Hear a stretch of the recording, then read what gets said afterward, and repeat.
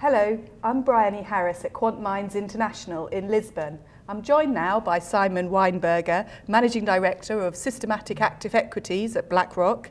Could you start by telling us, you focus, I know, on active quants. How do you differentiate yourself from beta strategies, smart beta strategies? Absolutely. Good morning. So I think that the best way to think about it has been an evolution over time. So when I started my career in quant equity 15 years ago, what many people refer to as smart beta now was state of the art and purely seen as alpha. Now, as the space has become more popular, people taking notice of opportunities, both in terms of generating investment performance as well as business opportunities around selling products on the back of factors, we had to involve the game to stay ahead of the competition. So the way I look at things now is that you can buy some static exposure to what I would sort of call generic factors, things like relative value, size, momentum.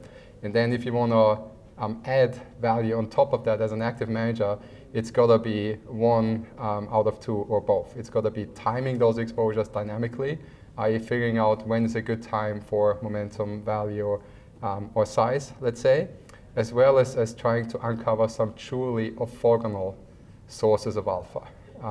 And that, these days often involves alternative data, as well as applying some modern techniques like machine learning. Mm-hmm.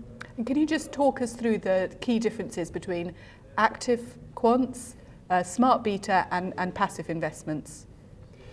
So I think from an investor's perspective, it's sort of a very different skill set that is required. Well, for a passive investor, it's all about asset allocation, even though in my mind it's sort of a bit of a myth that most investment decisions in the end are active.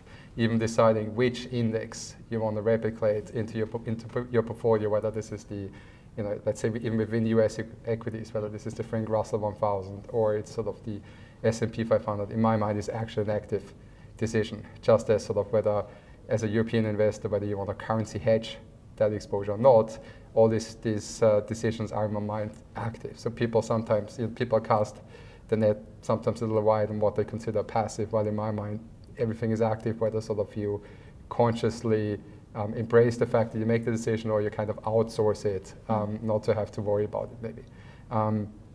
But then sort of there's the in-between, which is this sort of smart beta, enhancing your wider portfolio with some exposure to, let's say, minimum volatility or momentum.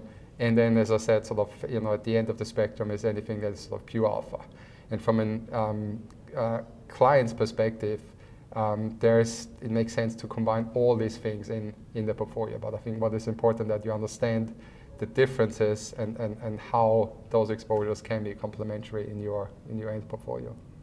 Lovely. Thank you. Simon Weinberger, thank you very much for joining us. Pleasure.